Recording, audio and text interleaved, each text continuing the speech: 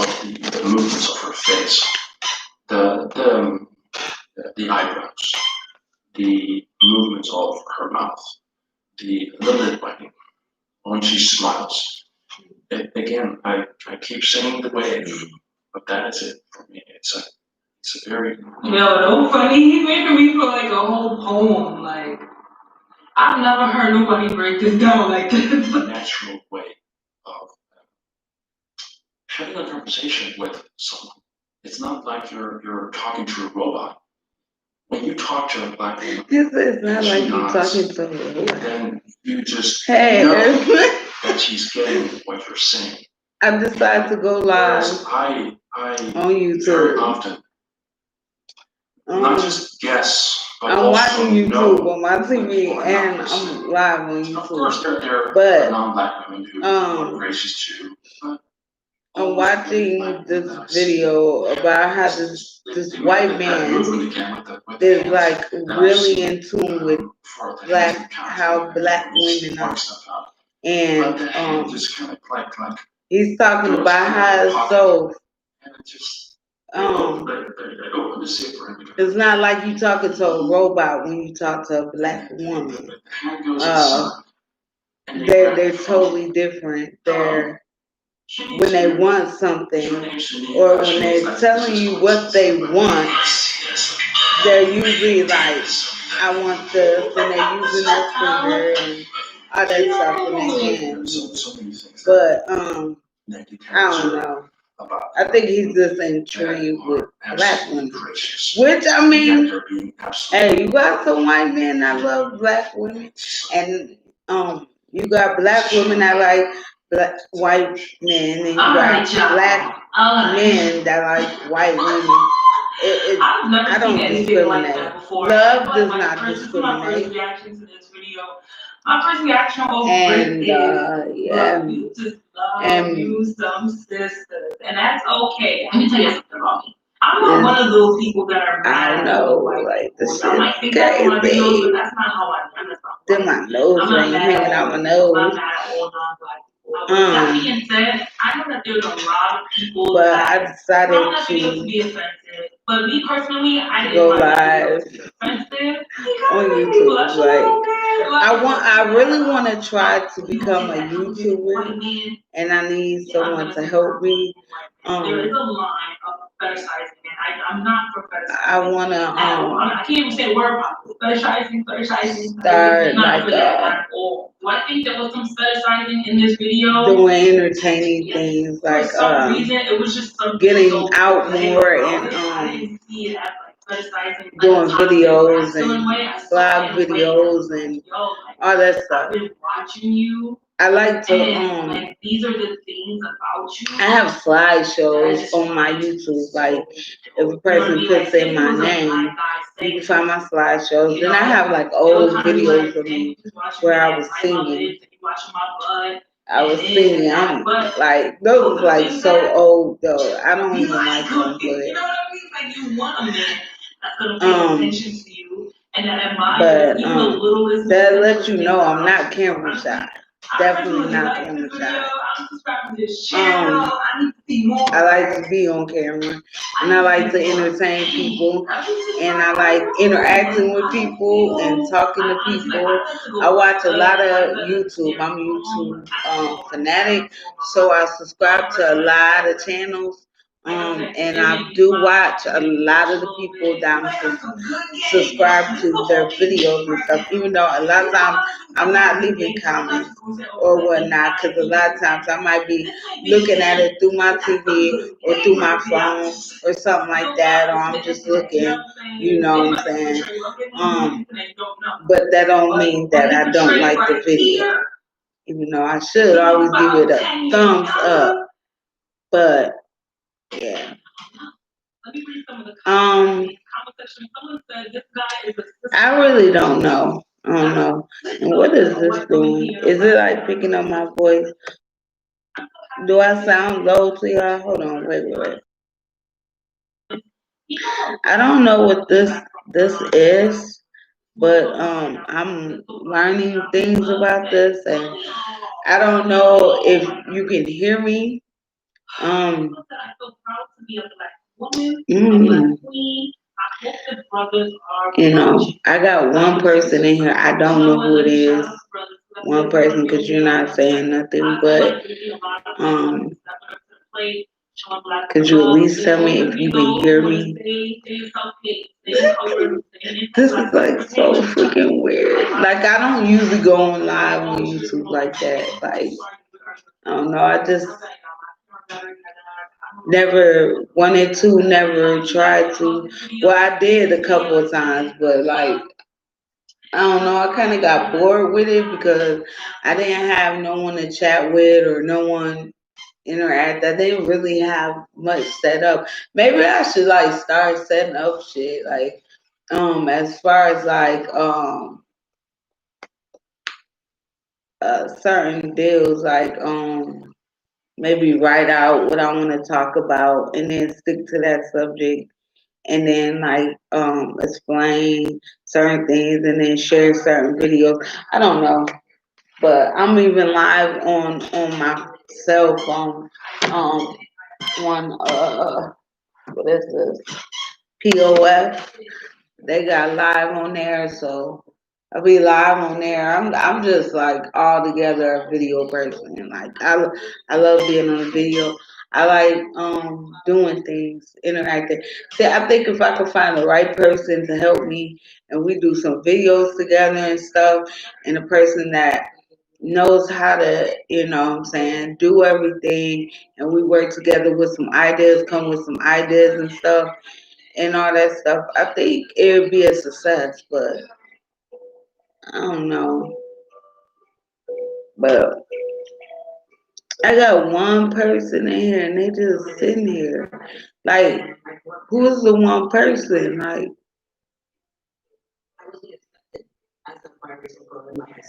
Like I'm just like wondering.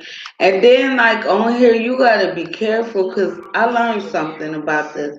You could not play certain music on here. Just like on freaking what's that? Facebook Live. Know how they be talking about the copyright and all that stuff? They do that on here too. Like I was like, what the hell? And this music they got right on YouTube. And you would think they wouldn't do that. But yeah. So I'm watching videos, chilling. You could chill with me, you could talk with me. I would prefer if you come in my life, I prefer like at least say hi, let me know you are a human being because I don't know if YouTube have robots that come in people's lives or they just set up robots to come in to mod other people's lives, but I really don't know the guidelines of YouTube and I don't know the do's or the don'ts. I'm just going with the flow of things. Like, can you play like say you got a playlist on your YouTube channel and you watching YouTube on your TV. Can you play music from your playlist while you are live on YouTube, or will they ban your live? You know, that's a good question. You know. I feel like it's really sad because that's the way like I was born with curly hair, so I should just. I don't know what the heck this is. Natural hair struggles, not anymore for these young guys. Okay, well I don't want to watch that. Nor do I. Table Talk with T.I. CeeLo Green criticizes Megan and Cardi B, Lauryn Hill's daughter. Really? The craziest transformation ever seen on my 600-pound life.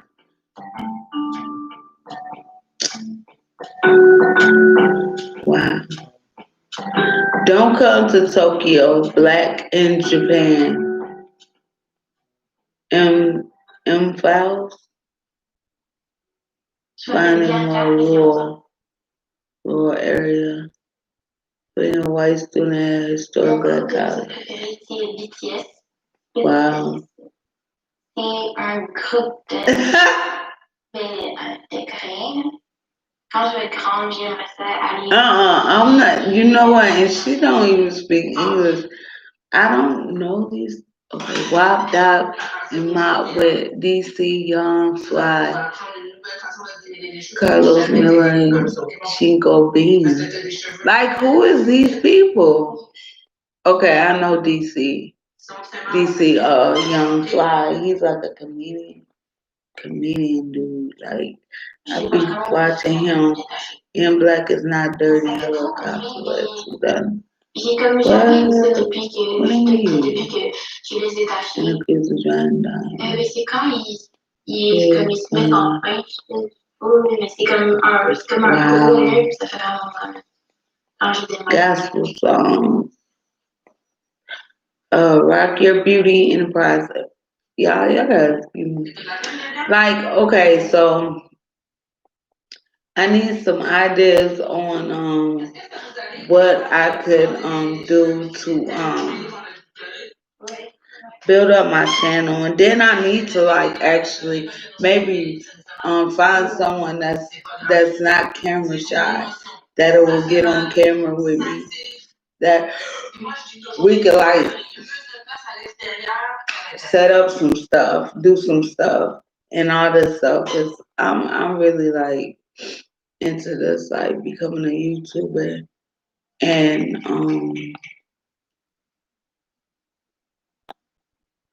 and all that stuff. But who is watching me? Hold on, y'all. I see my own YouTube video. I have to go to it. On YouTube video. It's one viewer. On YouTube video. It's one viewer. That's like so weird to look at myself. Maya Abernathy one watching. Wow, it says one. So I'm the only one watching. Nah, this is weird as hell. That is like weird. Okay, we're back. When a mom saw that what this doctor was doing with her kid. Oh, I gotta see this. Hold on. Now, a VMA performer update. Miley Cyrus will take the VMA stage for a jaw-dropping, first-time ever performance of her new single, Midnight Sky. The video music awards, Sunday, August 30th at 8 on MTV. A mom saw what this doctor was doing with her kids. She captured his actions on camera.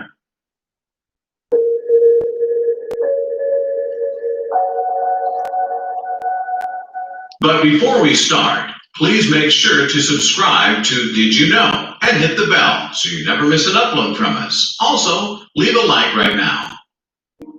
When this mom and her 3 daughters ended up at the local children's hospital, they never expected to be given special treatment. On this particular occasion, however, that's exactly what they got. In fact, one doctor gave the 3 girls a hospital experience they would never forget. It's really fun when you have to go to the hospital, and especially if you're not just a kid. Hospitals can be pretty scary places, after all, and most people would avoid them if given the choice. Sometimes, though, it's an unavoidable part of life. In August 2017, for instance, a mom took her daughter Autumn to an emergency room in Jacksonville, Florida. They arrived at Wolfson Children's Hospital, and Autumn was soon checked over. It turned out, in fact, that she had strep throat. The little girl might have been unfortunate to end up in the hospital. Okay, girl, but there's you no me doubt up she was lucky when it came to her doctor. the whole day Dr. done went Chuck by, and Matthew you just is a up medic now. with a difference, and millions About of some people come to agree. old. So when Dr. Matthew Right, noticed that it's the not girl and her fun 2 sisters were a little that I downbeat cannot. about being at the hospital, he did something totally unexpected. Without even realizing that the girl's mom was filming the whole thing, he got up and told the little ones to follow his lead. First, he turned on some music, and then he started busting a groove, right there and then. So Autumn and her sisters, Winter and Crystalline, proceeded to copy his next moves. And all three of the girls showed off their best dance moves.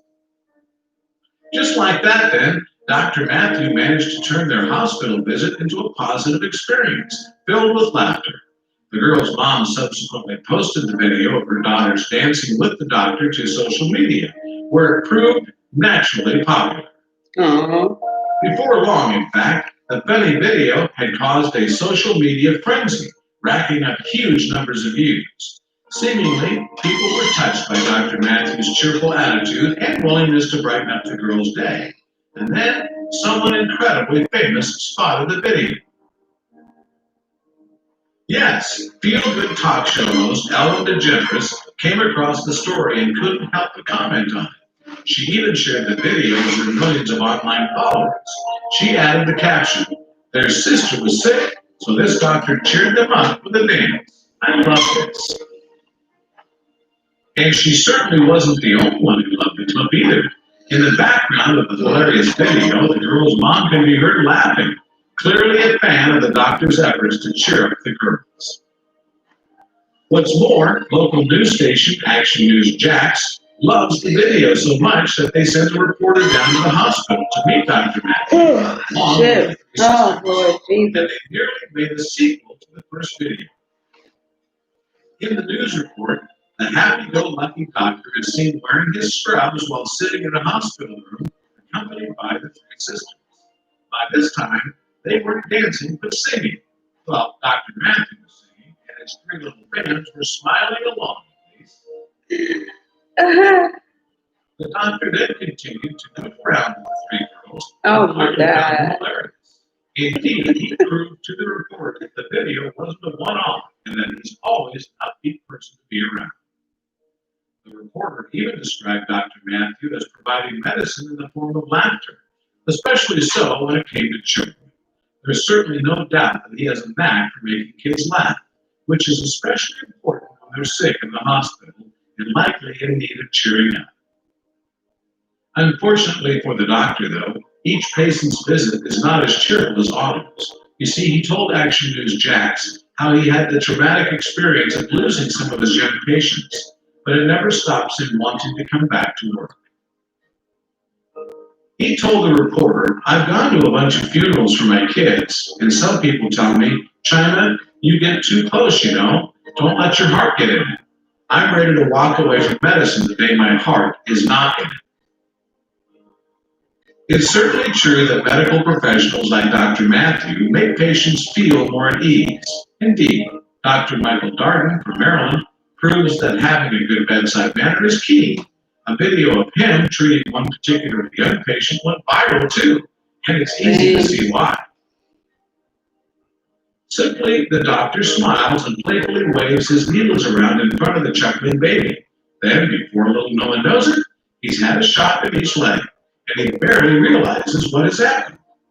As the baby starts to cry too, Dr. Darden continues playing and begins throwing tissues at the child to keep him laughing. Wonderful to see a man loving his work and making a positive difference, wrote one user. So while all doctors are there to help us, it's arguably the ones who go the extra mile that deserve the most praise.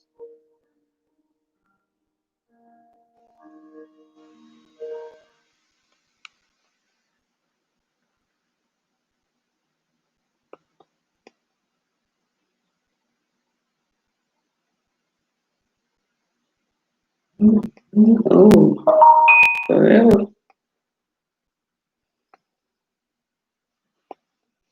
He always going on. Oh, that does the best hairstyle.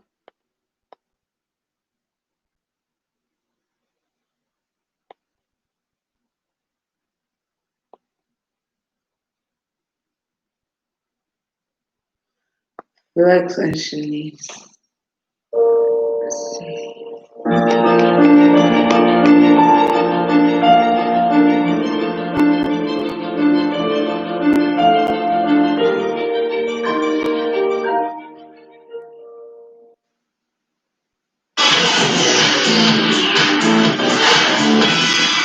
Please welcome to our show, Flex and Shawnee's.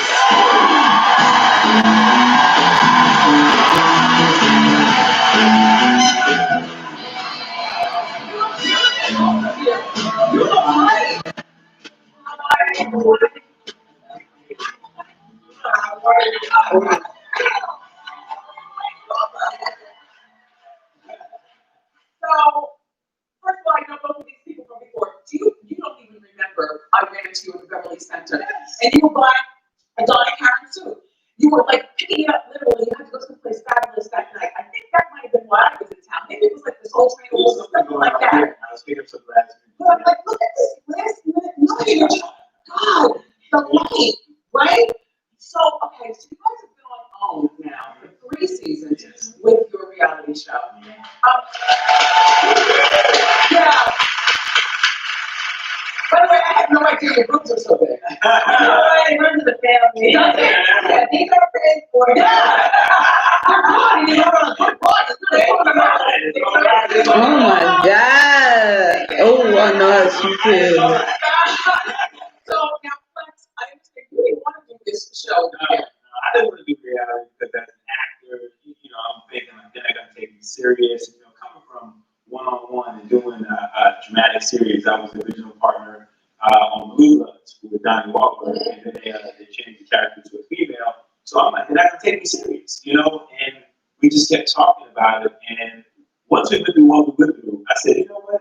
This is a show. We're gonna do something. Let's talk about something. Because we didn't want to do a show that I can't stand you, and throwing glasses and cussing each other out. So It's a nice family show. It's kind of like one time, like that.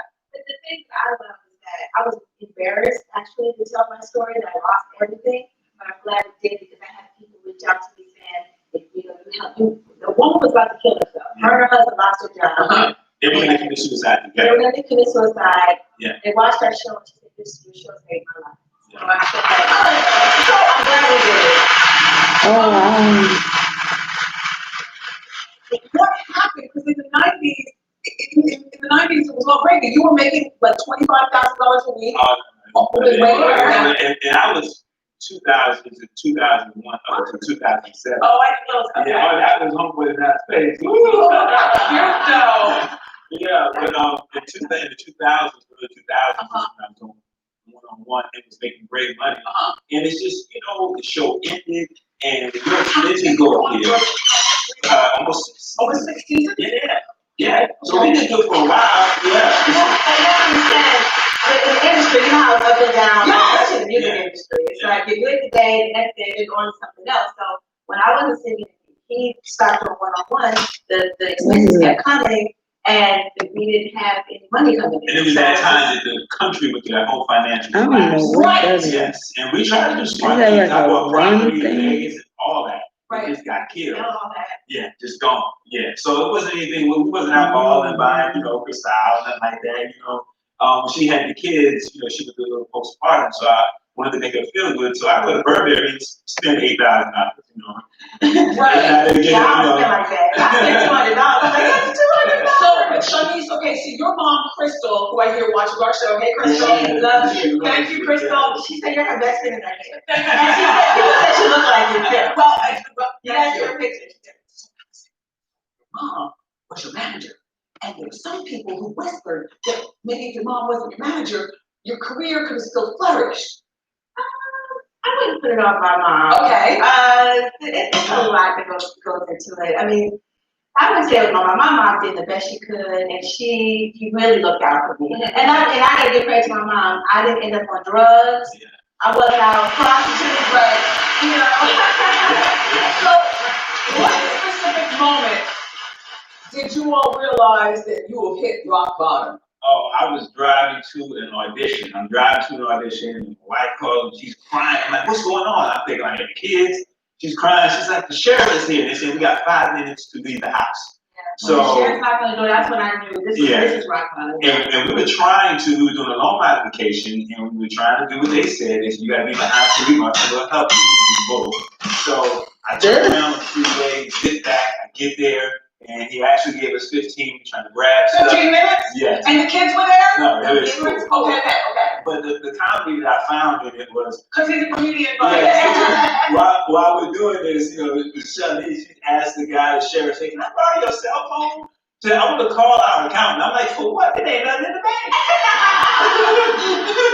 Yeah. So we grabbed our stuff, and our pastor at the time got us in the MC suites for a few days. And I had just done a Verizon commercial, so then residuals started coming in at the right time. So we stayed there for 2 weeks, but we made it fun for the kids. Yeah. We said, we're moving, we're gonna get a pool. No, they didn't know what all this. They just like, oh, yeah, we're getting a pool, a house with a pool. Oh, now how old were the kids then, and how old are they now? They were 9 and 7. About 8, 8, 9, 9 and 9, 7. 7. Now how old are they?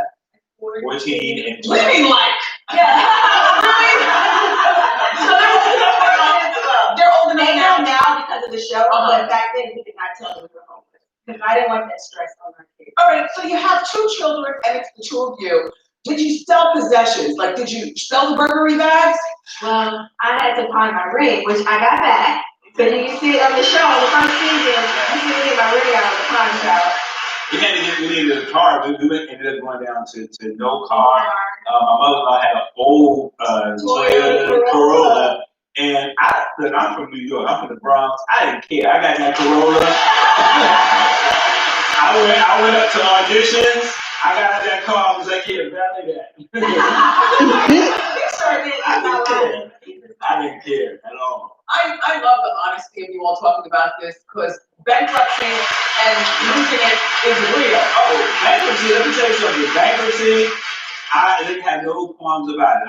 We walked out of the bankruptcy office like George Jefferson. I was like, But you want to know what? Your love definitely cements this. They've been married, for 16 years. Now, they always say about marriage that finances are the biggest thing to break up the relationship. So how do you make it work? And what are you doing? Like, do you have money now? oh, yeah. We're not where we want to be, but we're not where we used to be. Okay. Yeah. All right, so Yeah. you have like date night things kind of fun. Yeah, 8 nights, talk a little dirty, Okay. I'm like, get some lingerie. So there are 11 people living in the house. No, actually 8. The other, It all sounds like. yeah. Wait, 4 of you plus 8 more? No, it's 2 of us, 6 of us. Well, 6 and plus 2. and our dog. But you see more people in the picture because they're his cousin. Trying to get the shine on. No, and No, my cousin Ed, actually, I was to California and said, hey man, you're too talented, you need to get out here. He came out, he's been active, he's been on CSI. But he has my checks Yes, to help you all out.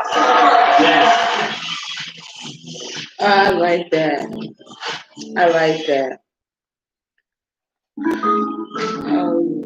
And we've upgraded her with a sonic shield and holographic mapping drones.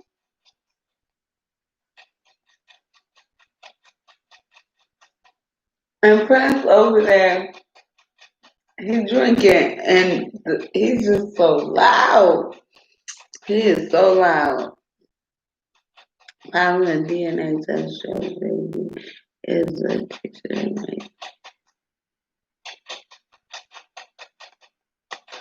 Hold on. What? I never knew that. Hold on. Wait a minute. I gotta watch this. What's up, y'all? It's your girl Jamika, and I'm back with another YouTube video. And today's gonna be a lot, so just get your popcorn and your wine, sit back and relax, because we're about to really spill this tea, okay? Now, if you haven't been following up on this story about this young lady by the name of Letitia Macer, who is saying that she is Jay-Z's first daughter. She's 28 years old. Basically, go look at the other 2 videos that I made. I'll put them in the description box below. So go click on those and watch those first, and then come back to this one. Now, all of Letitia's life, But she don't look like you.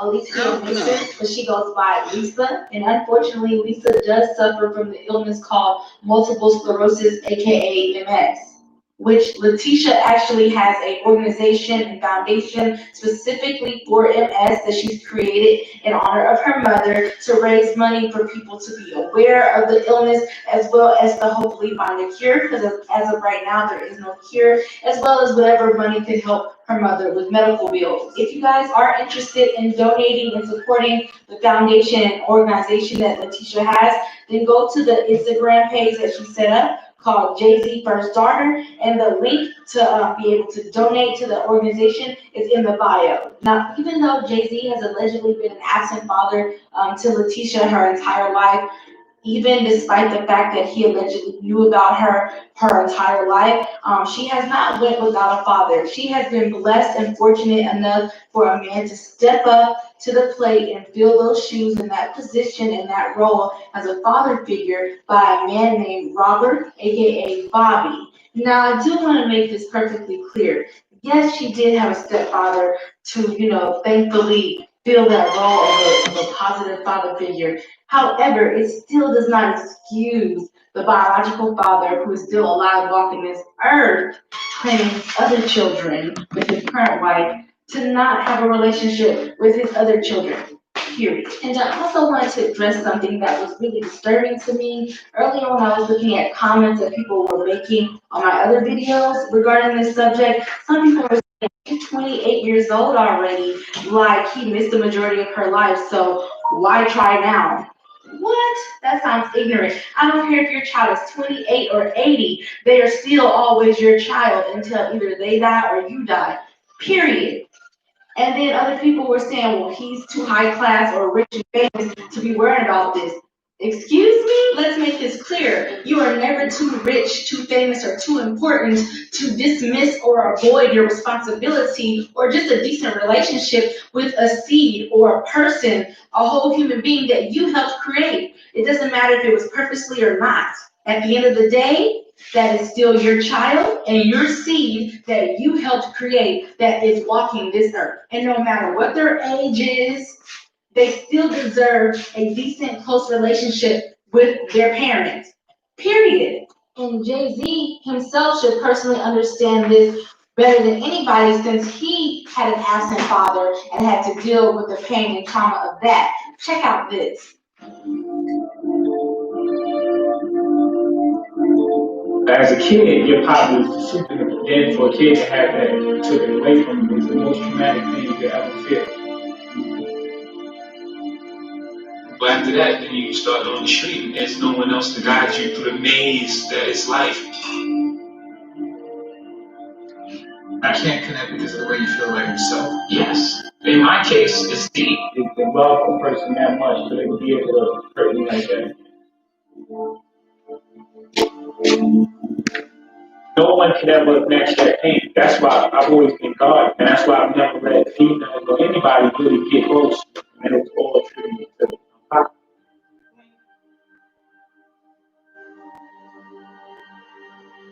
I was Jay-Z's dad, such a great father. So, and I would not be the woman I am if I did not go home to them. Me and my daughter talk, so they're getting caught up. And I just hear her voice, Dad, where's my man? And then they get caught up and so they hurt my feelings. I was like, that's the most beautiful thing you've ever said to me. You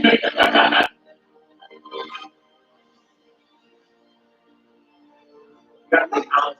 You got to really be honest. You got to be strong enough to go through that. Are you better? Absolutely. See better. Absolutely. For us, we chose to fight for our love, for our family, to give our kids a different outcome. Break that cycle. Now, okay, Mr. Jay-Z, okay, Mr. Sean Carter. If we break the cycle, let's break the entire cycle, okay? Meaning, let's break that cycle of you allegedly being an absent father to your other children that you don't have with Beyonce, that you had way before her.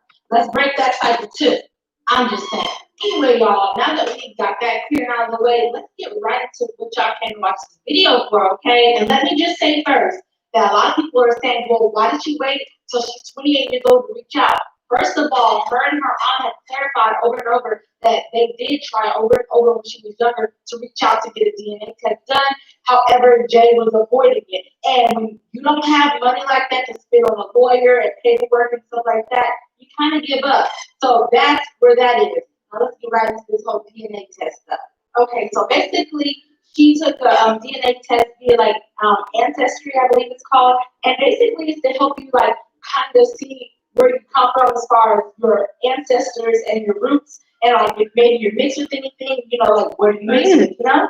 But another cool thing about it is that additional to that, you can actually compare your DNA to other people, and basically if the system picks up the exact same DNA or traces of, you know, the same DNA that you have submitted into the system, then it's gonna say, hey, you're a match with so and so, and basically that just means you're related. So basically, I told y'all that to tell y'all this. So basically, when Letitia submitted her DNA into the system, to, you know, to do the ancestry test, it did have a lot of matches, you guys, and one of them being Jay-Z's own grandmother, Miss Hattie White. Okay. I know that Jay is my grandmother. Personally, he came to mind, and especially when people were there that knew him. It was he just looked at me and he was like, Dad, Dad. Then he had a room. He was talking to my mom. I was a little bit differently when it was ancestry tests. I believe I get some type of answers. He knows that I exist. Wow. Jay-Z. You got other kids. Okay, but anyways, it's not like really interesting as I thought it would be.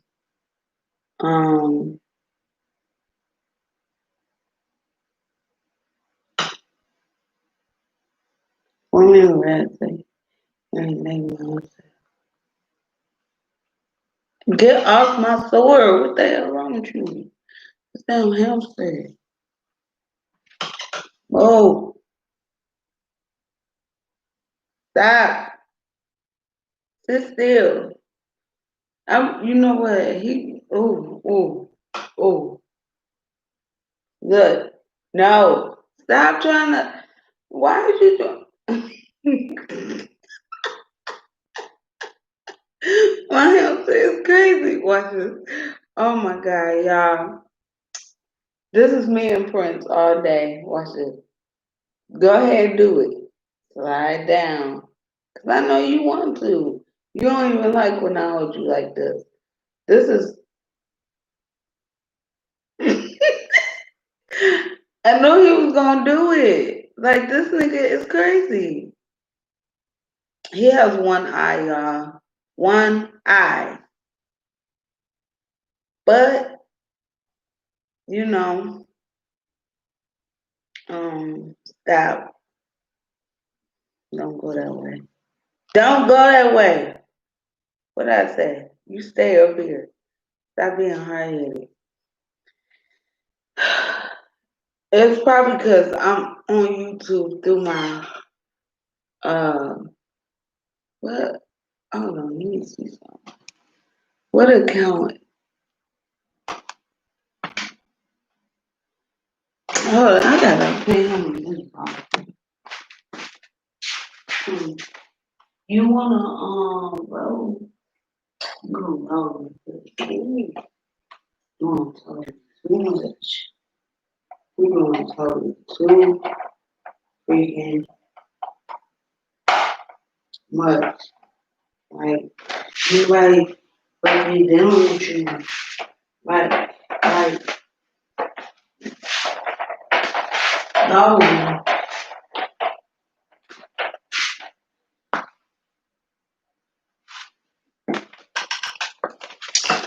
So,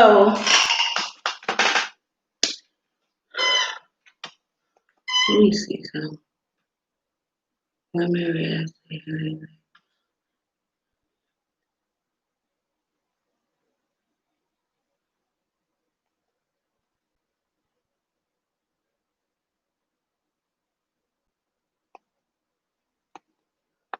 Hold on, I gotta see this. What is this? I gotta see it. I got to see it.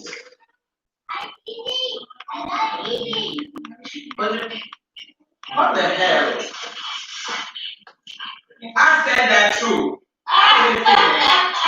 Bill, yeah. Oh, someone cry. Open it. Okay, come down. It's too old for that.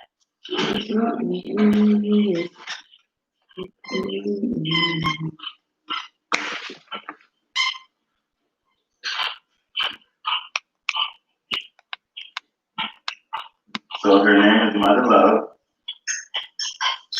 Okay, who's chewing like that? Can you stop?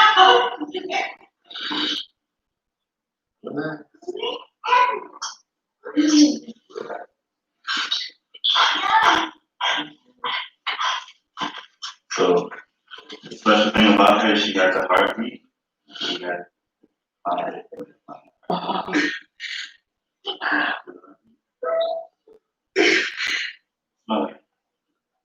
Oh my God. Yeah. Oh.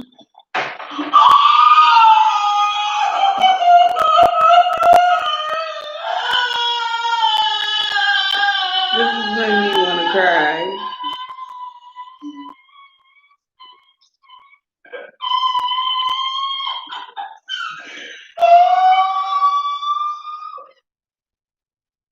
That was so touching.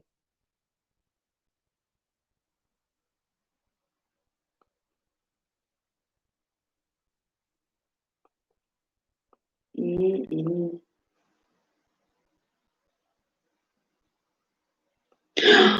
Dad surprises daughter after 8 years in prison.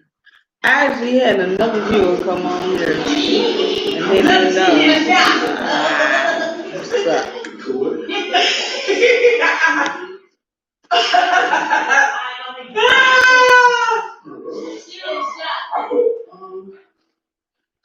That's your surprise, Nani. It's the Ed movie. Let me see their face.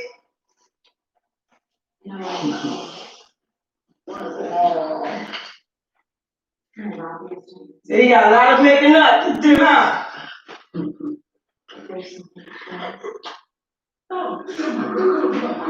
Nani. No, I don't want to say.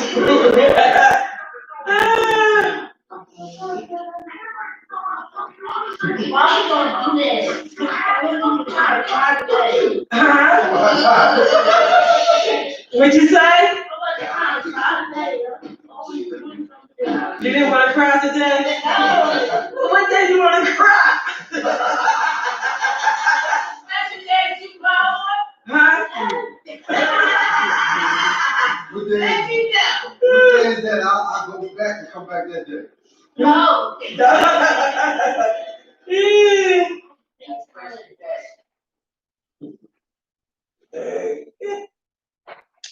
That was so.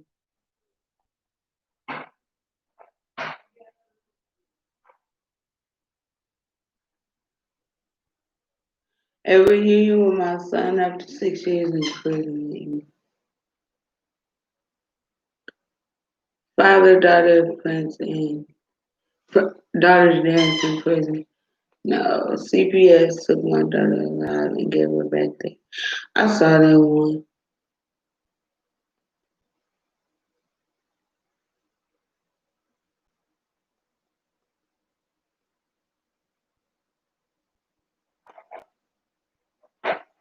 Give me a baby.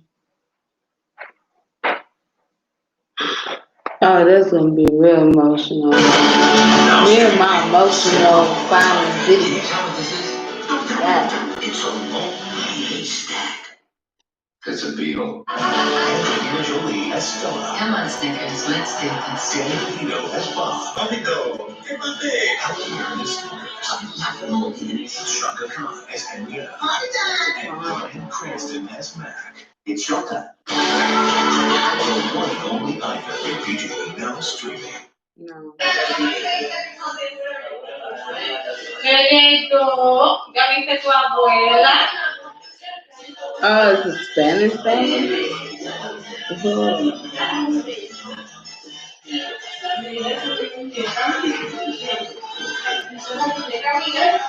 Tenemos la abuela de mis hijos.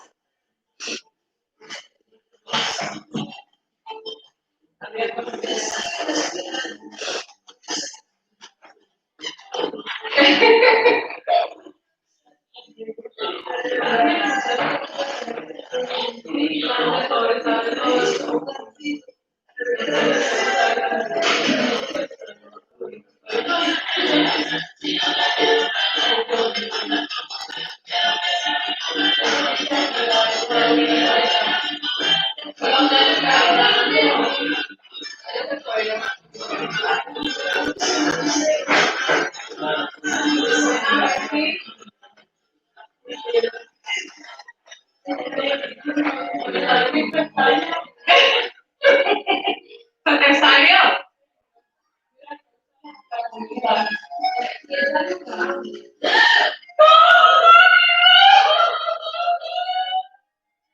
Oh my God. Oh my God. Wow. Wow.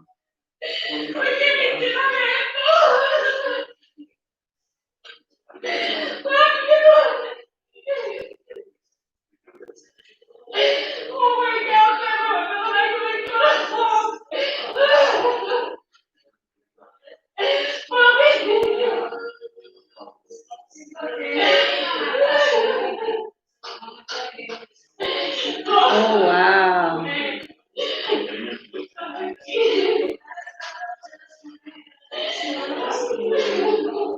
This is like I don't know what to say. I don't know what to say. I would share this with y'all, but I don't know how to do all that yet. This shit is like crazy. Esta es la sorpresa que te teníamos. I'm always watching emotional videos and shit. Like, I'm surprised I'm not crying right now. 'Cause I do that a lot. Cause that was so emotional.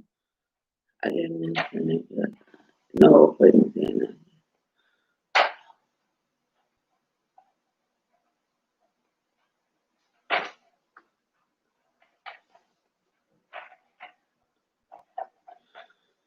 well, reunited after 49 years. What is that about?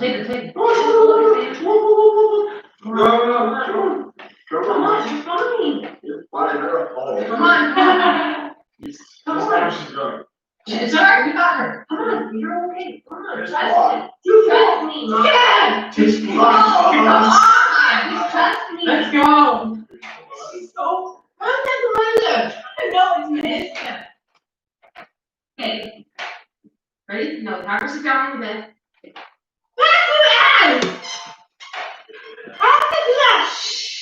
Just sit down. We can't move. Calm down. Not yet, Ruth. Do not tell her.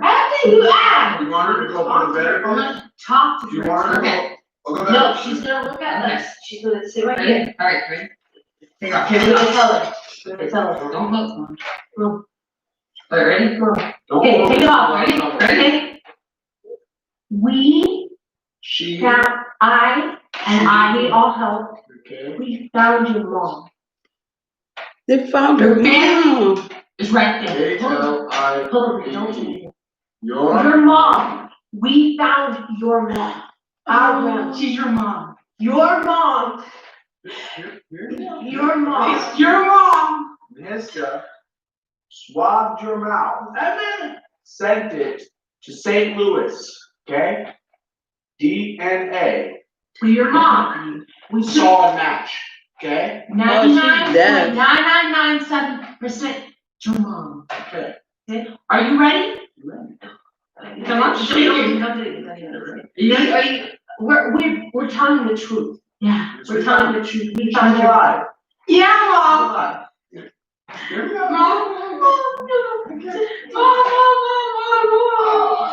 Oh gosh, I'm shaking. Oh my gosh, Mom. This is so good. Yeah, I'm about to cry. It's okay. I'm about to cry. It's okay. It's okay. All that matters is we're together now. Okay? Oh gosh, this is wonderful. Okay. Are we ready for this? No, hold on. Mom, take some time. I'm very excited. Oh my gosh. I'm shaking. Look at Mom's face. Oh my She's in God. tears. Aww.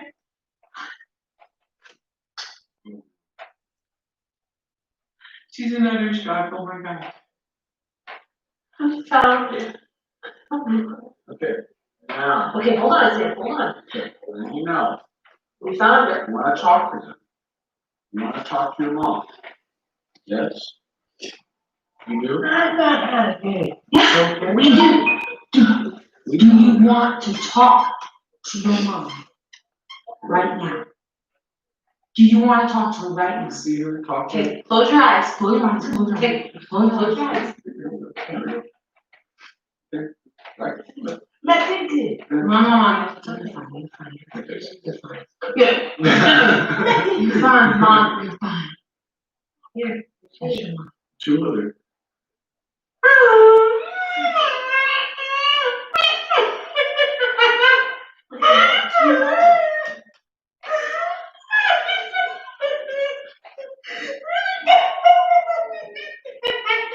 It's okay. It's okay.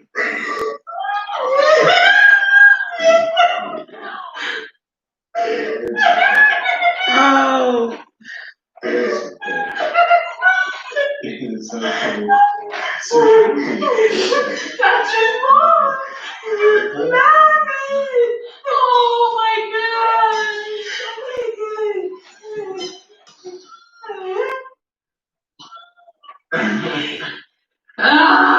This is wonderful. Sam. Hey! Yeah. Yeah. I love you.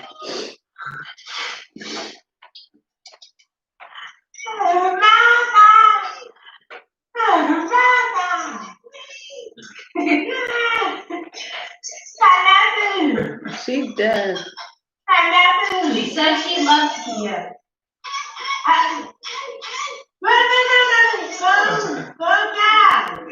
Slow down.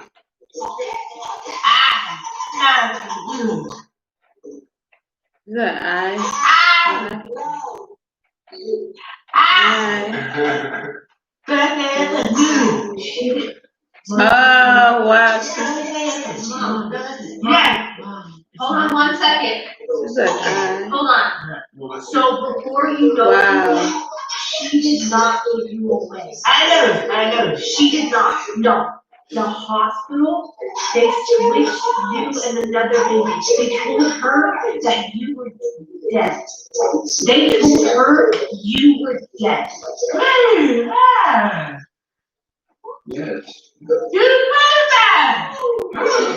Okay. She said you're beautiful. She said you're beautiful. You have 3 brothers. And you have 3 sisters.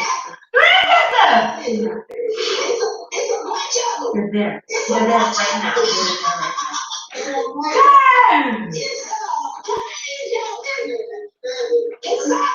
Seven of them.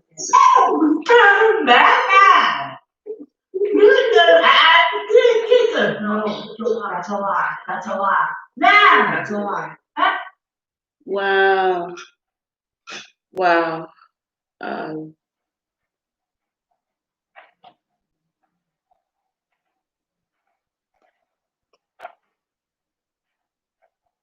Wow.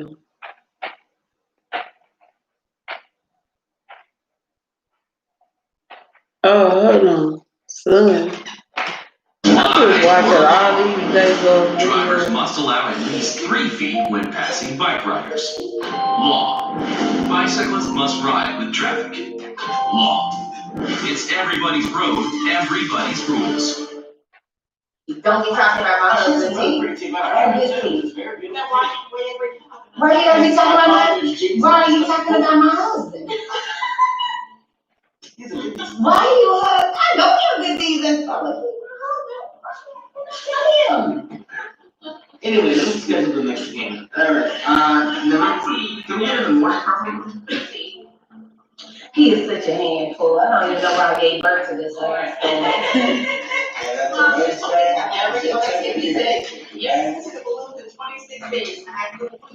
He is about to be 19. This is growing up on me, yeah. But let me tell you something. I got a real problem about you talking about my boo. I'm gonna say this video, so I'm gonna tell him you talking about his teeth. I'm gonna tell you you talking about his teeth. I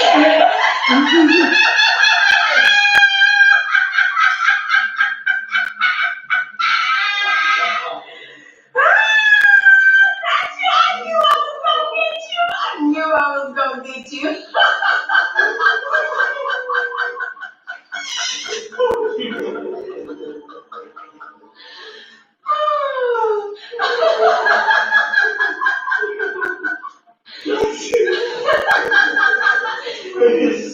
Yeah, I got you.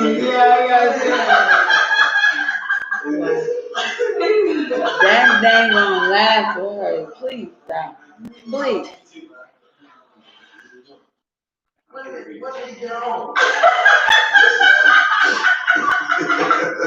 Got you. Okay, come on, let me get a picture. Here we go. Yeah, boy, what?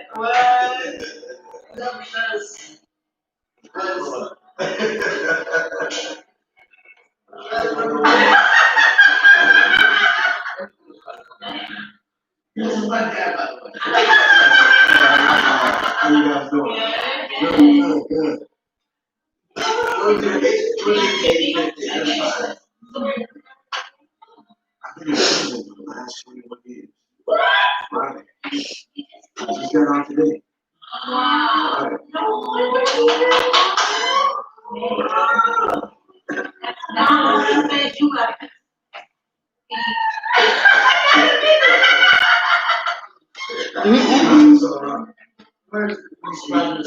We surprised everybody. We got one more justice and that's it. Thank you.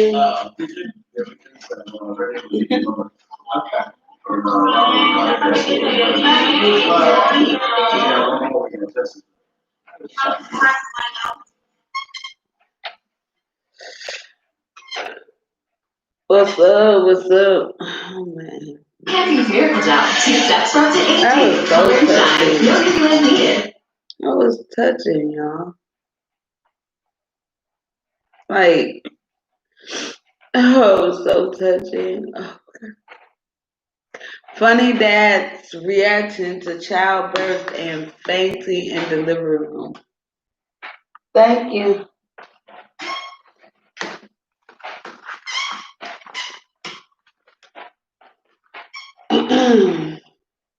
Okay, 4 brothers with fetal alcohol syndrome. The story of what the world? What does that mean? What is a fetal alcohol syndrome? What is that? Yes, has the vitamins and immunity I ain't support never heard products that. your family needs. I'm about to watch this. I'm about to see what this is. It's complicated though, like sometimes I don't want to. Before you got here, Jalen didn't want to talk to you. He was walking around the house saying that he don't have no disability. And I don't have no disability. How do you feel as you sit together? I feel great. Why great? Cause it's like we never had this in our life before. Like it never, ever. It's great to sit Kind of looking at you behind asking those questions is great. Like, great, man. Great. I like it, man. Does it feel nice to have somebody listening to your thoughts and your concerns? Yes. What are your diagnoses? I forgot what they call it. Yeah, microcephaly. Like microcephaly, that would call it. What are Jalen's diagnoses? Pretty much the same as the rest. It's microcephaly, fetal alcohol syndrome, ADHD. What is it like to have a condition that's invisible and people can't see it? It's really hard. Like, to me, I don't want to see it because I don't What is it? What do you do? Feel bad and stuff like that. I don't want all that. I don't want to be in my bed crying because somebody said something to me. Have you ever been in your bed crying because of something someone said to you? Yeah. Yeah, they said something to me. It made me cry, made me want to hurt them so bad. I did. Because I know I'm gonna make a change. I know I'm gonna be who I'm gonna be. I'm gonna be a better person than who I am now. People try to treat me different, but I just don't let them because me and you basically the same. It's just I got a condition and you don't, but he's still the same. What's it like to have a brother who has the same diagnosis as you? It's kind of good. It's kind of good, but it's kind of not at the same time. Like, I don't want none of us to have none of that. I want us to be a good person. You know what I'm saying? I want to know what the symptoms are. What is Does that mean you think that having a disability makes you a bad person? I mean, no. It's like I just don't want to get talked on, like talk about saying I can't read or saying I can't do this or saying I can't do that. He understands more than anybody understands because he been with me all my life, so he understands. What does he understand? He understands that I love football more. He understands what I'm going through. You know the pain. You know everything. You know. Is the fact that you have microcephaly a good thing or a bad thing? It's both good and bad.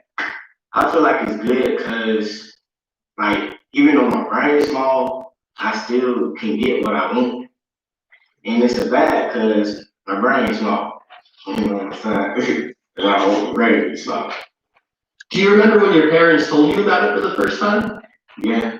What did you think? I was just thinking like, so, I mean, my brain is small, but I'm gonna get over this. I'm gonna overcome it. What's it like to be a blended family? It's a whirlwind of emotions. It's taking an unlimited amount of days and nights and hours of getting to know each and every person and meeting each and every person at their level. How would you describe Ray Ray?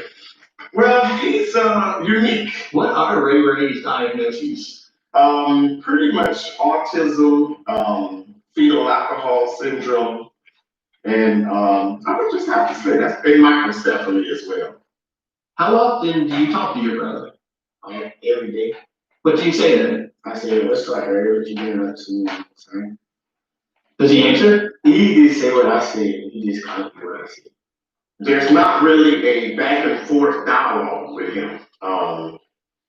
So like if I say, hey Charles, so that's pretty much it. Why is it important to talk to your brother about him? Because I don't want him to feel like we don't love him, you know what I'm saying? I still show him love, even though he's autistic. Ray is loving. I would say that he's always waiting to give me a kiss and always waiting to give me a kiss. So he brings me a loving joy. And then like sometimes he make me laugh, you know what I'm saying? Like it just be funny sometimes. He make me laugh sometimes. What does he do to make you laugh? Like he'll say something. Like sometimes I can't understand it and I'm like, what you talking about? Like it just be funny, you know what I'm saying? And then he'll start laughing and I start laughing. Yeah, sometimes. We have 5 with a disability, and it might not all be physical, but struggling in our home and reaching out for help and getting doors closed because the discrimination between disabilities. It's actually kind of sickening. It's kind of like your disability isn't as important as someone else's disability because we can't see it. Kevon, what is it like to be you? What is it like to be me? I'm a good person. I'm a love and care person. What are Kevon's diagnoses? Well, microcephaly, fetal alcohol syndrome. He has a learning disability and ADHD. And speech. Yeah, speech. Are you happy to tell people about your disabilities? Well, not really, but when I can tell them. Is it okay if I ask you questions about fetal alcohol syndrome? Sure. How many of your children are diagnosed with FAS? 4 of them. I ain't really had no mama in my life. So when she came in, it showed me something that no one else did. A mother, like no one else showed me. So I really appreciate that. It's kind of new for me because, their biological mom was, kind of in and out of their lives. She was never stable. So there was no stability as far as a mother figure in their lives. It's good to have a mother figure in my life because I ain't never had no mother. Hey, interview with a sociopath. I really want to understand. I think I want to be like. I don't want to. I wouldn't say I want to talk to a sociopath, but like I want to understand what they go through. Is it like to be Period. I'll say it's pretty average, to be honest. If you were on the outside looking in, you would say that it was pretty boring. Because for the most part, I don't. What I tend to do now is I tend to just really stick to myself. Because I have to be very careful about how I'm interacting with people and under what context I'm interacting with people. So I tend to limit anything that would be negative for me. Why do you have to limit yourself? Because if I encounter a certain kind of person, and if I'm talking to you and I sense a level of weakness, I get kind of the urge to prey upon that in a way. So in order for me to kind of mitigate that, I definitely limit my social interactions. And I have to make sure it happens underneath the right context. Otherwise, I just, I try to stay away from it. I have to be fully transparent. When you reached out to me and I read your diagnoses, I thought to myself, can I trust him? Can I give him the platform of our audience who I care deeply about? Are you going to try to manipulate me? Are you going to try to manipulate our audience? Are those valid concerns? Those would be valid concerns for sure. But as I said earlier, I would say I like what you do. Because definitely people have voices that need to be heard. And I would hate to, disturb that process in any way. When you say prey on somebody, what do you mean? So the way it would work for me is I'll speak to someone. I won't really tell them much about me. They'll tell me about them. And then once they tell me about them, I'll kind of form a personality. I'll exaggerate certain features about my own personality to match what it is that they're looking to see. And then once I get my goal, whatever that goal is, then I'm done with the situation, and then I'll move on. And I've had feelings that I was strange, as long as I can remember. What was it like to feel strange at a young age? It was a bit interesting, I would say, because you're kind of able to exist on the fringe, and it's kind of like you're on the outside looking in. Mm-hmm. Everybody's on the other side of that window there. So it kind of gives you the freedom to watch and to look and to observe, especially if you're a quiet person naturally. People can kind of forget that you're there. Do you feel like a different animal, a different species? No, I thought everyone else was different. As a kid, I thought they were the weird ones, and what was weird about them to you? Like why do you get so sad at certain things? Why do you get so excited over certain things? Like it's not. I just looked at it like it's not It's not natural. I wasn't really able to relate to other people. And when people would get extremely angry or extremely sad, I would say as a kid more so I would actually get annoyed. You know, other people would get overjoyed. You know, sometimes people get super excited. They jump up and down, they clap. As a kid, I would get annoyed by that because it's like, I don't understand what's the purpose of this overt display? It doesn't do anything for anyone. You know, just the fact that you got good news, it doesn't make the good news better if you jump up and down about it. You know, so I sat back and I watched people, and I watched how they were able to do things, and I used this information to outsmart people. You know, I was able to outsmart a lot of my teachers.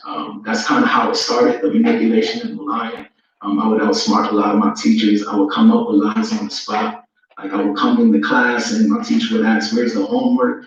I would tell her, "Oh, you know, my dog, he got rushed to the hospital last night. We were there late until about 3 a.m. and there was this problem and that problem and that problem. I don't even have a dog, never had a dog." So would it be correct to say that when you meet somebody, you kind of size them up and you say, okay, this person shouldn't or should be manipulated? It's not should or shouldn't be. If I have something that I want to get, then I'm gonna do my best to get it. Since I walked in here and we started talking, have you sized me up at all and analyzed any of my weaknesses and how they could be manipulated? I mean, when I was watching your videos, I mean, I thought about it, but I wanted this to be kind of like more about honest format. But no, I don't want to. Yeah, I don't want to, and it's also I don't really gain anything from doing that in this situation anyway. Can a person ever fully trust a sociopath though? I would say that you have to, if this is someone that you actually care about, you have to spend time with them and see actually where their head is at, I would say. And I would say if this is, in most cases, you wouldn't even know. To be honest, you wouldn't know until they did something to you, if I'm being honest. So, but if you're meeting someone like me who is gonna, you know, who will tell you that this is what I'm going through, I would say watch them. You know, watch and see how it is they react to certain things. See if they, you know, are prone to outbursts. See if they're willing to lie to you. See if they're willing to manipulate you. So I find it interesting that you said in order to trust a sociopath, you have to watch them, observe them, and understand their behavior. So it's almost like you want people to act like you, or you only understand the world from your perspective. I wouldn't say it's that I necessarily want people to act like me. I look at it like it's more so about your own safety in a way. If you're dealing with someone that does have those kind of issues, you know, they do have strong urges. So that's where, you know, the observation point comes in, because you can't always perceive certain things like that based off of emotions. I'm really good at faking emotions, so you wouldn't, if you're going off of an emotional basis, you wouldn't know. When would you say is the last time you manipulated somebody? It's been about a year. A year? Yeah. How have you gone a year without that? I kind of limit my social interactions. I make sure I'm not dealing with certain kinds of people. Did you always understand the negative effect manipulation can have on others? No, I didn't always understand why people had an adverse reaction to it. Because in a way, I kind of looked at it like a game. And you lost. Do you feel ashamed about people you hurt in the past? Shame, not necessarily, but I do look at it as being inadequate. You being inadequate? Yeah. Okay. What do you mean by that? It's low frequency. You know, low frequency actions, low frequency emotions. That's really well. Oh, so he don't have no emotions when he does shit. It doesn't really help. Oh hell no, that's fucked It up. serves me. You know, I get to like he can hurt someone in a different format, and you wouldn't even for me, care. It's not working. So when you kind of think about it logically like that, and you gain insight, which is the issue, people that have, you know, that diagnosis, it's hard for them to have the insight in terms of what other people are experiencing. So wow. you have to just gain it. Really? I would say. What are all of your diagnoses? So when it comes to antisocial personality disorders, specifically, you can see a lot of overlap with different conditions. So for me, I have bipolar disorder. There's the antisocial personality disorder, and then also I have some traits of borderline personality disorder. Typically, a person with the antisocial personality disorder, if they're getting diagnosed, it's because either someone asked them to go that was close to them that's hurt by their actions, or they did something illegal, and now they have to see something. Why did you seek out therapy in the first place? Because I was going through, for quite some time, I was going through basically bipolar episodes. And it was unusual for me because there would be times where I'm like feeling a level of happiness, like this kind of overt happiness, and then there would be just this deep depression where I don't want to leave bed, or I'll be intensely angry, or I'll be so numb that basically, I wish I was dead in certain circumstances. And that was unusual for me because throughout my life, I was used to not really feeling too much. And I do feel like, the bipolar disorder kind of resulted from the antisocial personality disorder. I feel like it came from me just, I guess, trying too hard to feel like I was a regular person. And then it never works for too long, because in order for you to have people close to you for a prolonged amount of time, they're gonna find out that something's wrong. Did you have any fear with telling the world your diagnoses? No, because I've already been called, all kinds of things, so I don't think it really makes a difference to me. It doesn't change my life in any way. Do you have any type of emotional reaction when people call you those negative things? It depends, because if it's something where I guess you could say I'm trying to be genuine, because I'm not always manipulating and lying to people with the intent of deceiving them. Sometimes I'll do it to make them comfortable. Mm-hmm. So if I'm putting in all this effort to be something, to make you more comfortable, and it's not received, that can have an effect on me. You smiled a few times in this interview. Yeah. Is that something you tell yourself to do to make me feel more comfortable? Yeah, I smile a lot. Especially if I'm in regular conversation, you would have seen me on the street. Yeah, I'll be smiling a lot. It disarms people. Makes them more comfortable. Do you have the capability of feeling empathy for others? Not in the same way that an average person would. So say, for example, if someone came up to you and they told you, oh, my grandma just died last night, you may feel intrinsically sad when they tell you that. And you may feel sensations almost as if your own grandmother passed away. For me, it's not like that. I won't say that I don't care, that's harsh, but it doesn't make me sad to hear that at all. So instead, what I'll have to do is I'll have to logically understand that, okay, this is an event that people typically get sad at. So I would have to find words of confidence to give them. I'm sorry that happened to you. I know that must be hard. Is there anything I can do? Would you like to talk? Wow. Things like that. My grandfather passed when I was about, I was 5 or 6. I remember sitting on my father's lap and he was crying, and I remember wiping the tears off his face and telling him it was gonna be okay. I understood that my grandfather was gone and he wasn't gonna be coming back, but at the same time, I didn't understand why all the tears. I would say I ended up becoming very perceptive to people. It's not like a thing where sometimes people, like, I don't know if you can do it, but people can walk into a room and kind of feel the mood without even really interacting or looking at anybody in the room.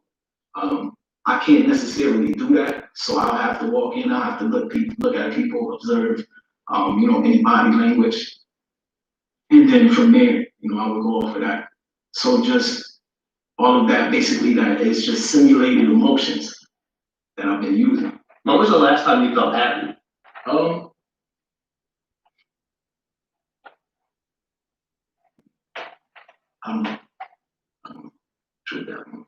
When was the last time you pretended like you felt happy? All the time. Yeah, all the time. Because it I feel bad for people who go through that. If they're around someone, how do you not experience Psychopath. joy. Would it be correct to call you a sociopath? Sociopath. I mean, if you think in terms of scientific terms, sociopathy, they kind of discarded that term a while ago. But in terms of what most people understand it to be, I would say yes. Layman's terms, yes. Do you have the desire to have a close relationship and maybe even get married in the future?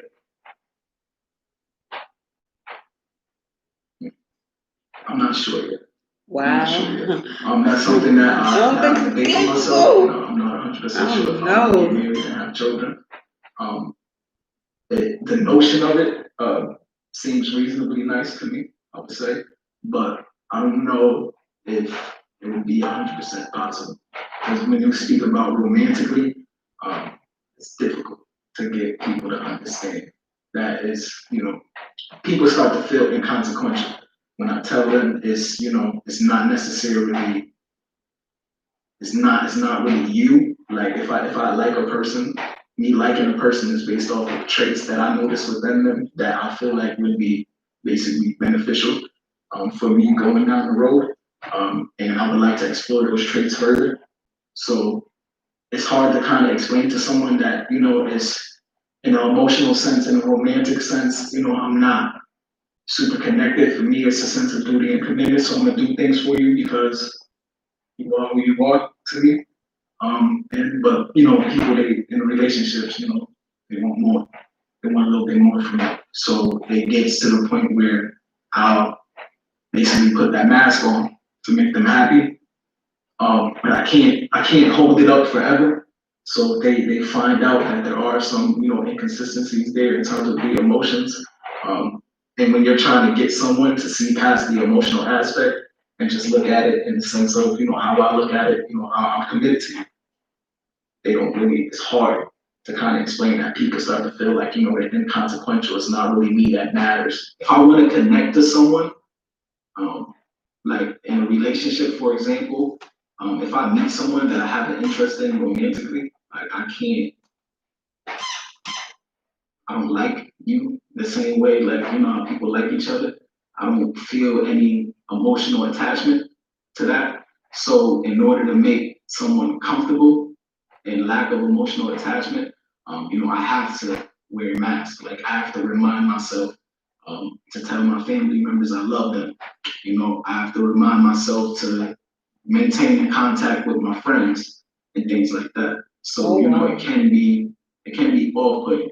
If I'm not exaggerating a bit.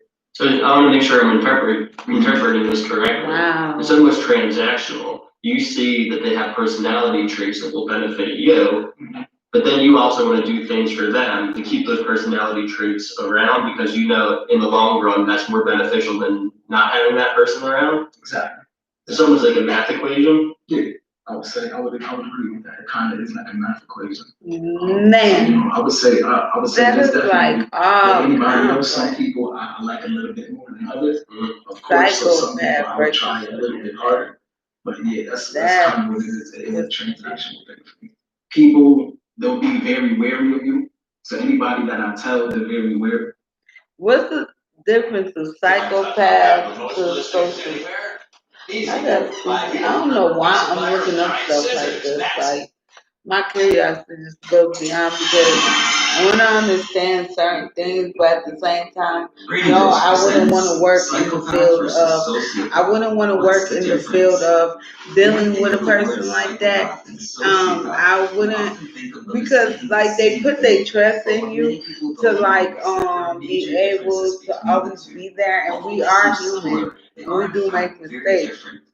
But those type of people, they just, antisocial personality disorders. And although so I'm just curious about a lot of things that go on, and I'm curious about things in life, and I try to key differences between the two. learn some things while I'm maybe sitting around or whatnot. Sociopaths is how they are created. Most psychologists will say that psychopathy is a disorder you are born with. This implies that the disorder is passed down through genetic coding. And if a member of your family is classified as a psychopath, He could very well be carrying the same traits that have classified them as one.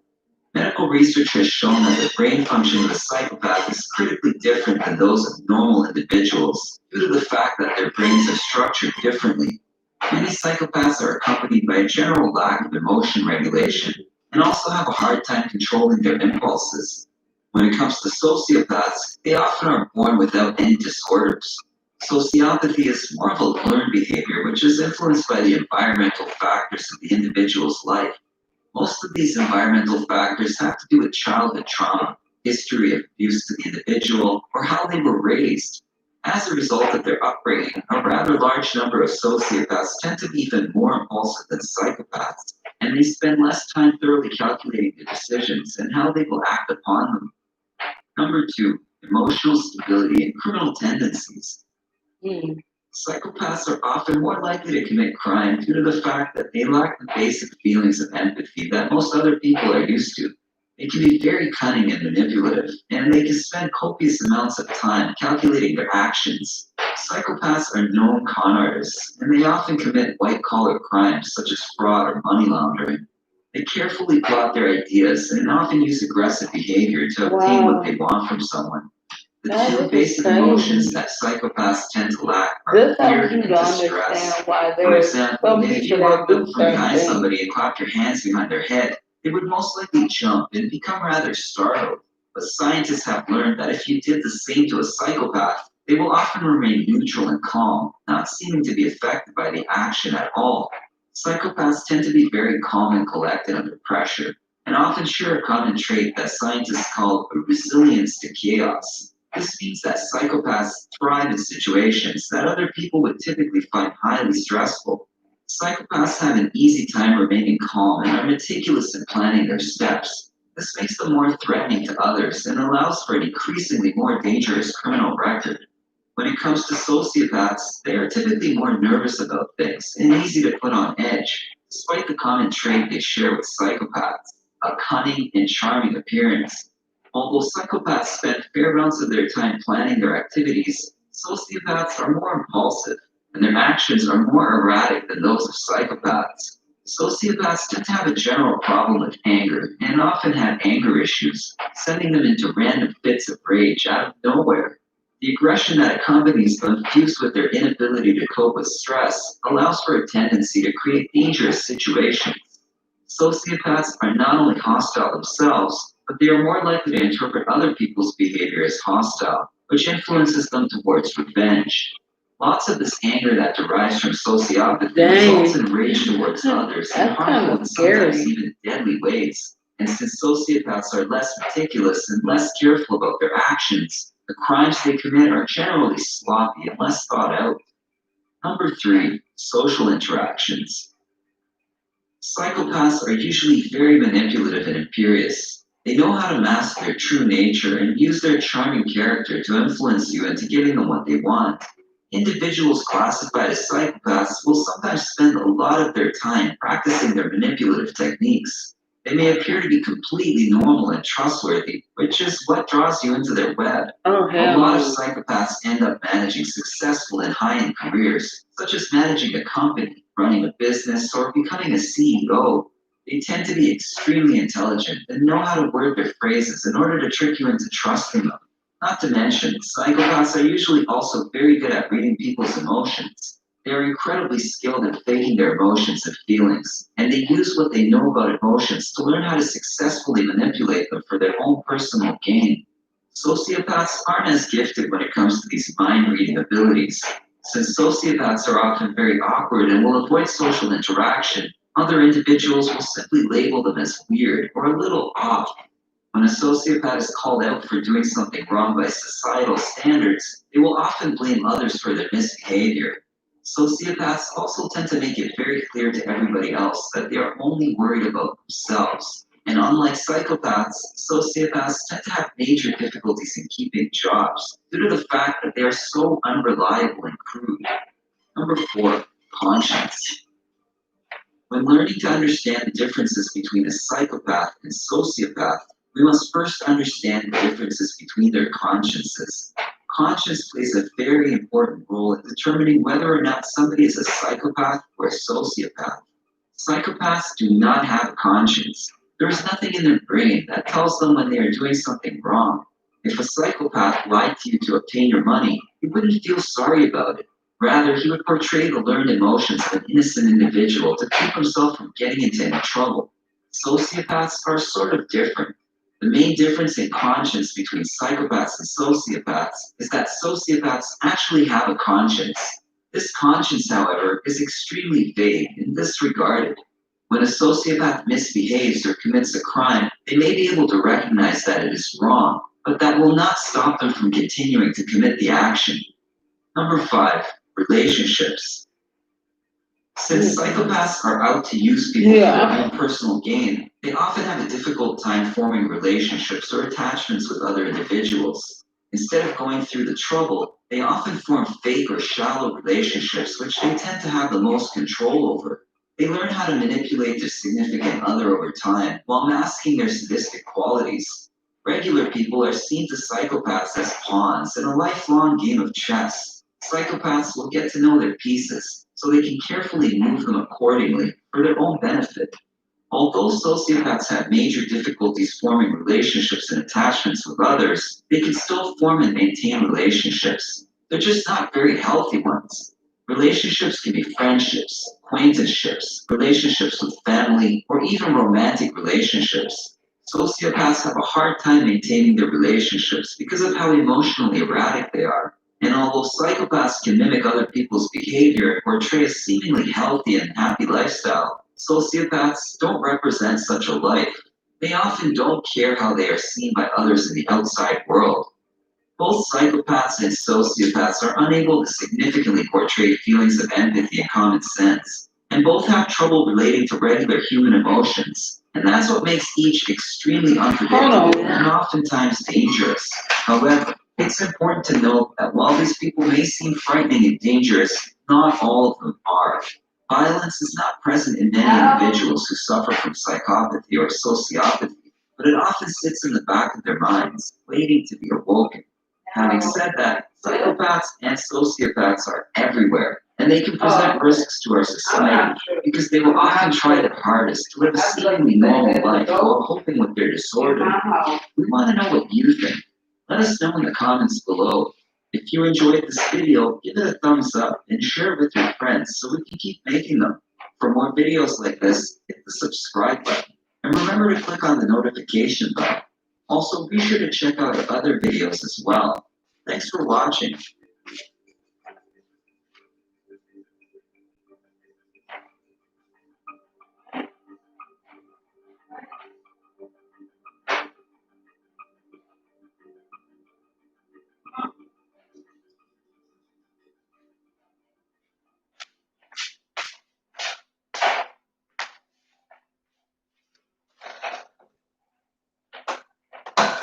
Creamy ranch, sweet and sour, spicy buffalo, tangy barbecue.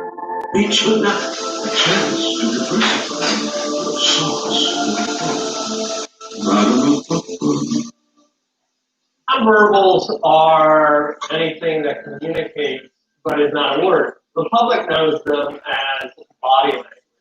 How we dress, how we walk have meaning, and we use that to interpret what's in the mind of the person. My name is Joe Navarro, and for 25 years I was a special agent with the FBI. My job was to pass spies. Most of my career I spent within the National Security Division. A lot of it had to do with looking at specific targets, and then it was about, well, how do we get in their heads and how do we neutralize them?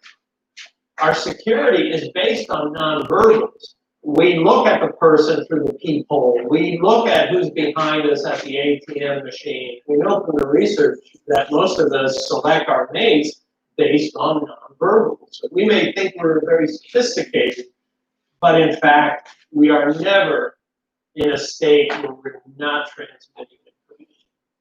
There's a lot of myths out there. The ones that stand out is if you cross your arms, that it's a blocking behavior. That's just nonsense. Even when you don't like the person that is in front of you, this isn't to block them out, it's actually to self-soothe. Because in essence, it's a self-hug.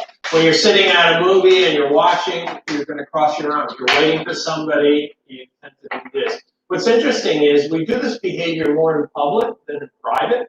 The other one that really stands out is as we think about something, we may look in a certain way. As we process the information, we may look in another way. It's certainly not indicative of deception. It really shouldn't be used that way. All we can say is the person is processing the information. The other misconceptions are that if the person clears their throat, touches their nose, or covers their mouth, they're lying. We do these behaviors as self-soothers. They're pacifying behaviors. Scientifically and empirically, there's just no Pinocchio effect. And people will travel that and say, well, we can detect deception because the person touches their nose or covers their mouth. That's just I just got my hamster off the ball. Espionage water, fresh water nowhere in his near water what we see bottle, in and one of the cases we had I'm live on saying you have an American on YouTube a mole who somehow entered the United States and watching YouTube, watching about I'm curious about a lot of things, so I'm watching about. Well, I was watching about sociopath and psychopath people because I've known a couple of people to have sons,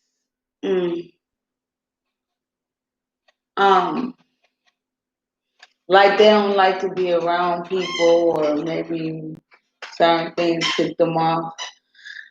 And that said, I want to work with someone that's freaking crazy or a psychopath or insane, but I don't. I just be curious about a lot of things, and I want to understand things more better and educate myself. Just not educate myself.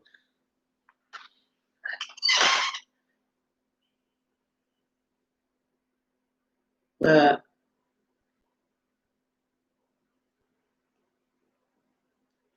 yeah, girl been some Facebook moment after killing her. Hey, y'all drop some bail bomb, please.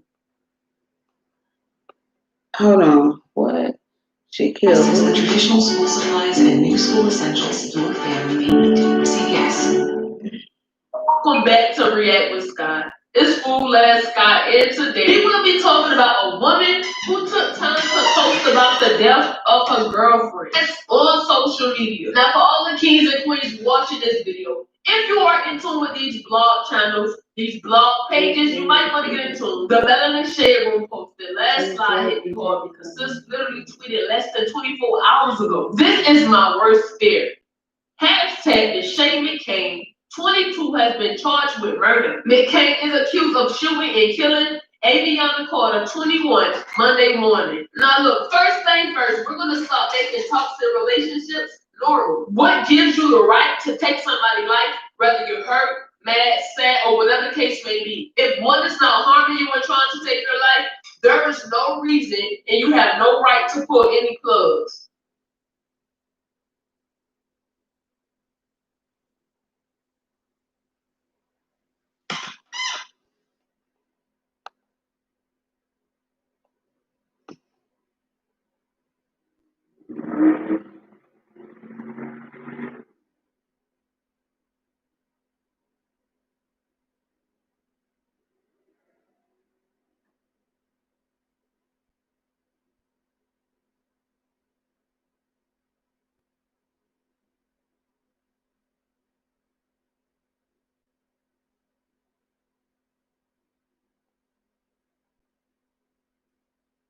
So, of course, she turned herself in, but before she did so, she decided to take it to her Instagram story and post about it. Not only that, but before the situation happened, she said, but if I shoot this girl, I'd be wrong. I don't give a F.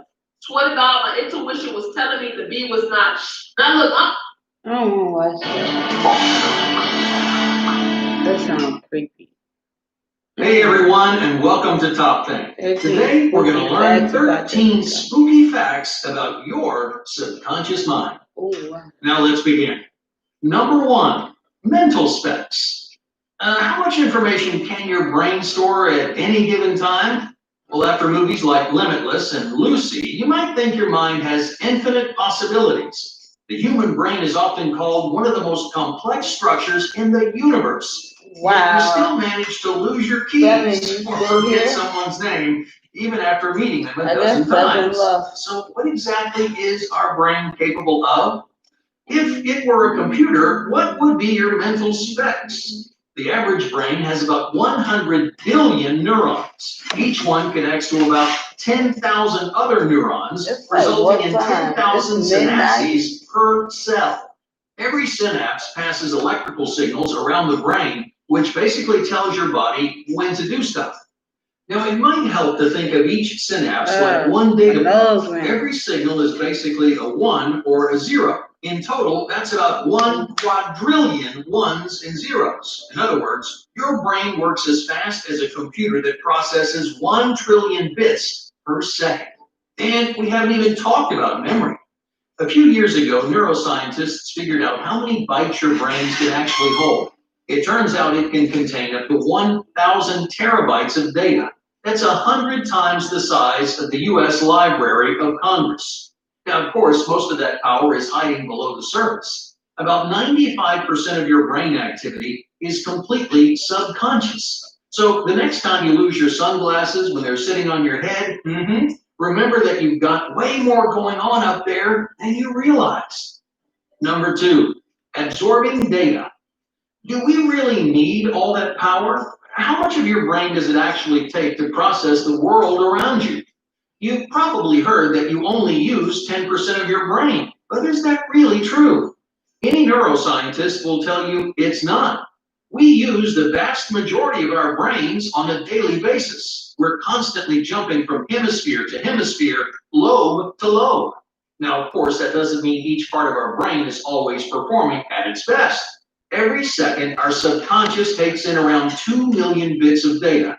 That sounds like a ton, but remember that our subconscious is capable of processing 1 million times more than that.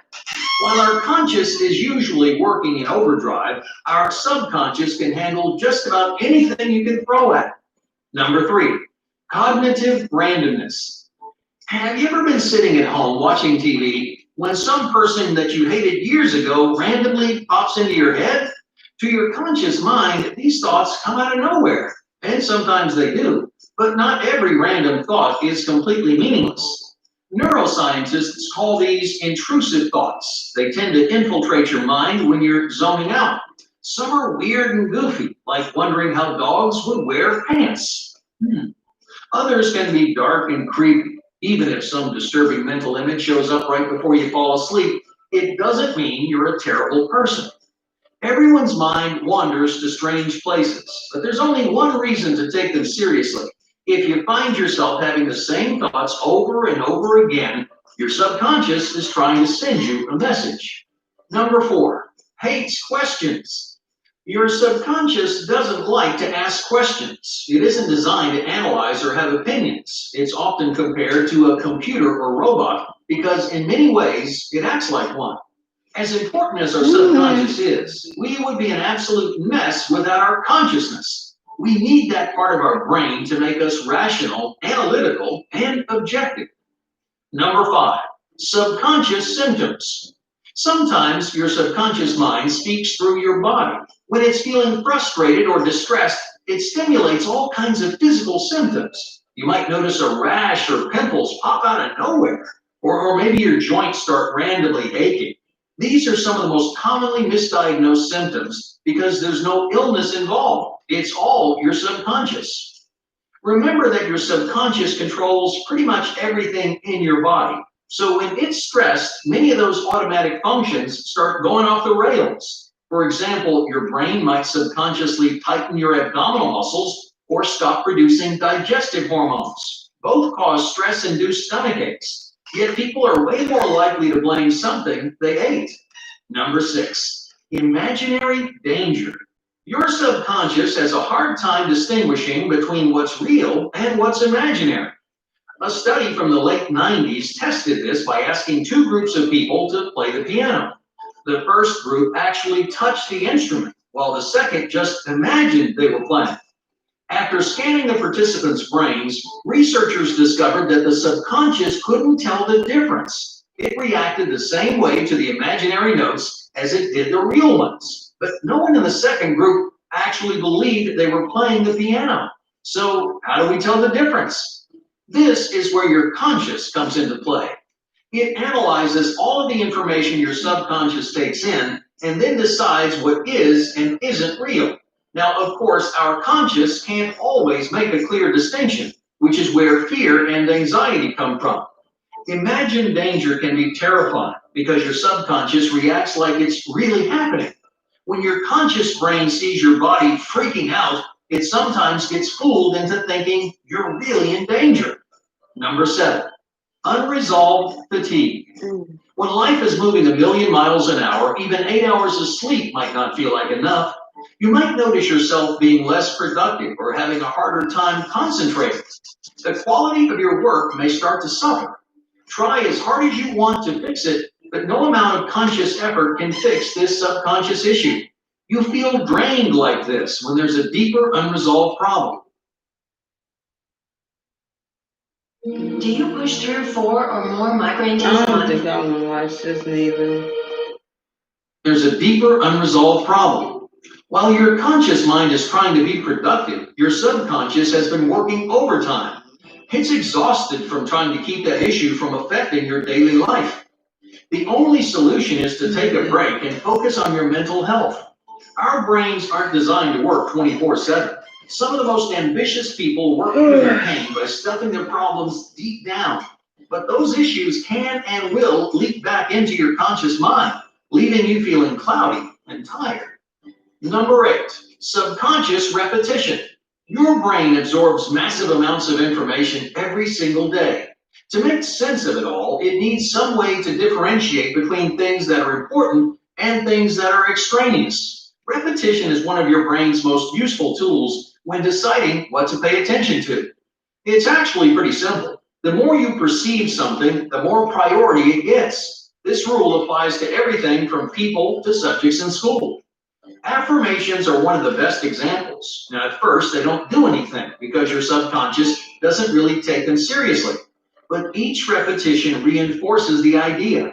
Your brain starts to dedicate more and more space until finally the affirmation is important enough to change your behavior.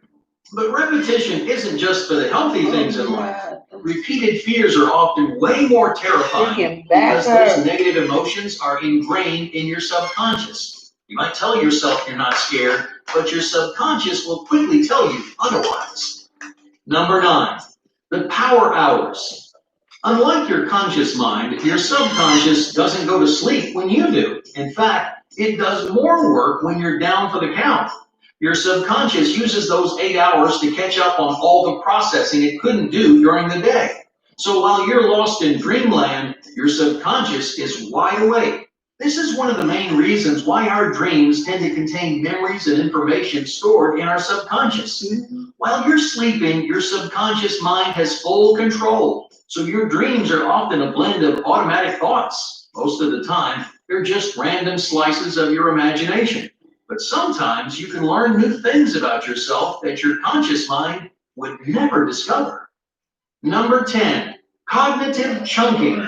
Since our subconscious is constantly handling huge volumes of data, it needs some way to organize everything. Because our conscious might think it at a moment's notice, it isn't going to sit around waiting for our subconscious to make sense of it. So our subconscious in our friendship, because I dreamed about Kim, her coming back, talking to me, and all this stuff. I dreamed about my Aunt Marquita that been dead for the last couple of years. I dreamed about my grandma. I'm always dreaming. Most of the time, my dreams. Number 11, premature development. just be like so crazy. It'd be like if I'm always thinking about a person, or I'm always wondering, why certain things change, you know what I'm saying? Or why certain people got to change. Distinguishing between real and imagined. But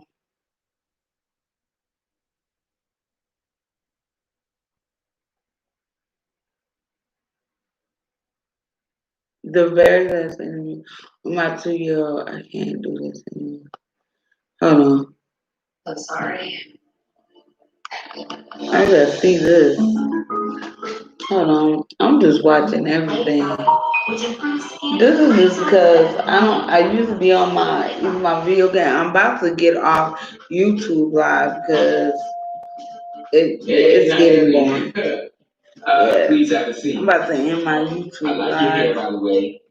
Very nice. What do you call that style? I just go here and that's all. Fine, very nice.